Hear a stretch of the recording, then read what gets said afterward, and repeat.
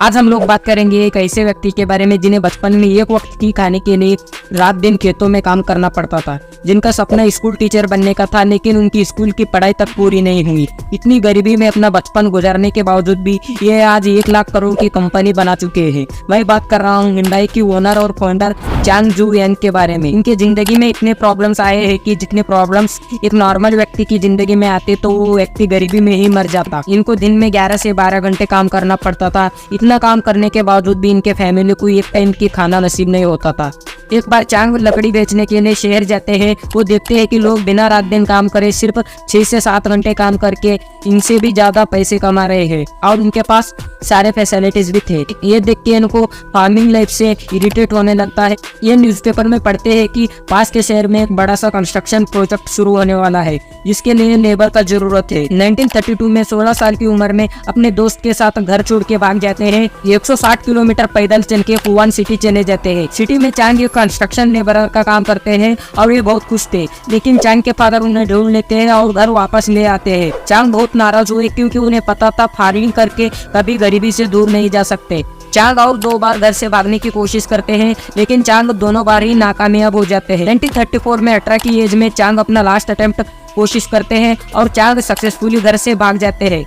Soul city जो कि south Korea का कैपिटल है, उसमें चांग कंस्ट्रक्शन लेबरर और फैक्ट्री में वर्कर का काम करते हैं। लास्ट में चांग को वॉकिंग राइस स्टोर में डिलीवरी बॉय का काम मिल जाता है। चांग का काम देख के शॉप का ओनर चांग को स्टोर का मैनेजर बना देते हैं। 1937 में शॉप का ओनर बीमार पड़ जाते हैं, इसलिए वो चांग को ओनरशिप दे देते हैं। 2 साल काम करके इन्होंने रेपुटेशन बिल्ड किया। अच्छा काम चल ही रहा था कि वर्ल्ड वॉर 2 का टाइम आ गया। साउथ कोरिया में जापान का रूल जापानीज मिलिट्री ने राइस के लिए चांग से स्टोर का ओनरशिप छीन लिया। चांग के पास अभी कुछ नहीं बचा था, पर इन्होंने गिव अप नहीं किया। चांग ने 1940 में कार रिपेयर का बिजनेस शुरू किया। इस बिजनेस के लिए इन्होंने 3000 वॉन का लोन लिया था, लेकिन 3 महीने बाद गैरेज में आग लग जाता है। सिचुएशन पूरा खराब हो जाता है क्योंकि चांग को लोन भी चुकाना था। फिर चांग ने 3500 वॉन का फ्रेश लोन लिया, जिसे इन्होंने गैरेज रीबिल्ड किया। इन्होंने देखा कि सर्विस का टाइम जो है स्पीड होना चाहिए, जो कि लोगों का रिक्वायरमेंट था। चांग 20 दिन का काम सिर्फ 5 दिन में ही कर देते थे। देखते देखते 1943 तक इस कंपनी का वर्कफोर्स 80 एम्प्लॉइज का हो गया था।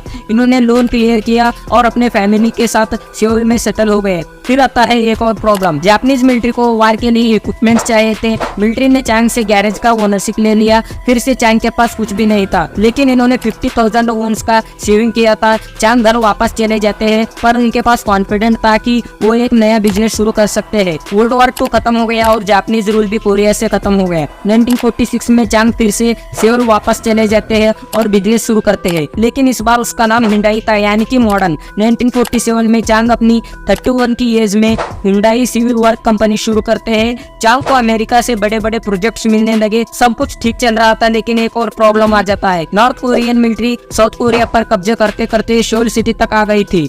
इसके लिए चांग को बिजनेस बंद करके पुसान सिटी जाना पड़ा अपने सेविंग के साथ। 1952 में वार खत्म हो जाता है और चांग को फिर से प्रोजेक्ट्स मिलने लगते हैं। साउथ कोरिया का सबसे बड़ा डैम वोयांग डैम को भी चांग ने ही बनाया था।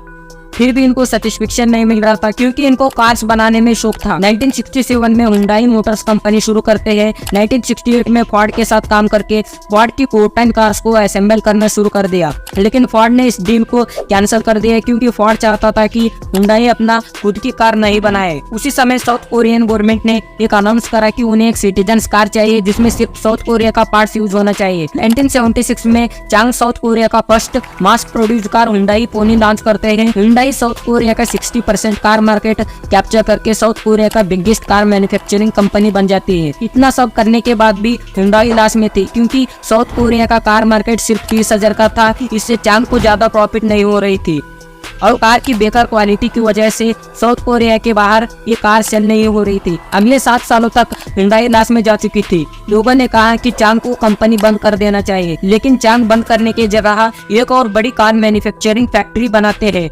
इन्होंने 3 लाख कार्स की मैन्युफैक्चरिंग करना शुरू कर दिया, लेकिन लोगों ने कहा कि 30,000 कार मार्केट की देश में 3 लाख कार कहाँ सेल करेगा।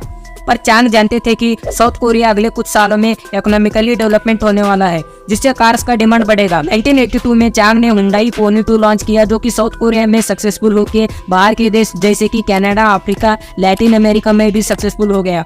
उसी साल चांग ने 4 लाख कार्स की सक्सेसफुल सेल किया था। दुनिया का टफेस्ट और biggest car market USA market को क्रैक करना बहुत मुश्किल था। चांग ने नोटिस किया कि यूएसए में सेकेंड हैंड कार का डिमांड है। इसके लिए चांग ने हुंडई एक्सेंट को सेकेंड हैंड कार की कॉस्ट में सेल करना शुरू किया और 5 साल की वारंटी भी देना शुरू किया, जिससे यूएसए में भी हुंडई सक्सेस हो गई। 1986 और 1987 में चांग ने 4.3 लाख का हुंडई एक्सेल का सेल किया। इतनी बड़ी इनिशियल सक्सेस कोई भी कंपनी अभी तक देखी नहीं थी। ग्लोबल लेवल पे भी इनको सक्सेस मिल गई। चांग 72 की एज में रिटायरमेंट ले लेते हैं। उसी साल उनको ऑनररी चेयरमैन का प्लेस मिल जाता है। इनके रिटायरमेंट लेने के बाद चांग के भाई और बेटे ने इस कंपनी को संभाला और हुंडई वर्ल्ड का 3rd biggest car manufacturing company है। 2022 में हुंडई ने 50 लाख कार्स की सेल किया। हुंडई ग्रुप्स में टोटल 42 कंपनीज है, जैसे कि Hyundai elevator, Hyundai information technology, Hyundai heavy industries.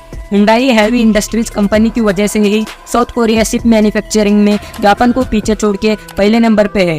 Hyundai group एक ग्रुप नहीं बल्कि एक देश की डेवलपमेंट का हकदार है। लेकिन ये सब किया किसने? एक बच्चा जिसको बचपन में खाने के लिए खाना नहीं मिलता था, लेकिन उनके पास कुछ कर दिखाने का पैशन था। अगर आपको वीडियो अच्छी लगी तो वीडियो को एक लाइक कर दीजिए और ऐसे ही इंफॉर्मेटिव और इंटरेस्टिंग वीडियो के लिए चैनल को सब्सक्राइब कर दीजिए।